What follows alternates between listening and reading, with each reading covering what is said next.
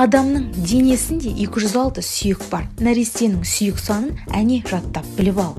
Мынау қызыл бас сүйек, төменінде жақ сүйек. Саған қызық айтайын, құлақта да сүйек бар. Олардың өте майда көлемі, аттары балғашық, төстік, үзеңгі. Өкпеменен жүректі кеуде торы күзетті.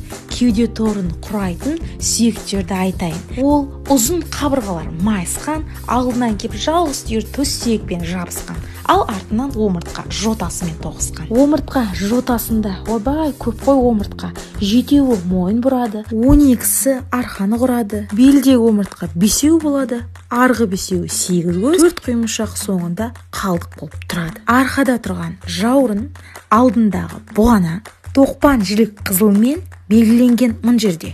Шынтақ сүйек сарымен, ал кәрі жілік үстінде. Билеп алайық, жамбас сүйекті қарайық. Мықын, шат, шонданай, жамбаста олар жабысып орналасқан осылай.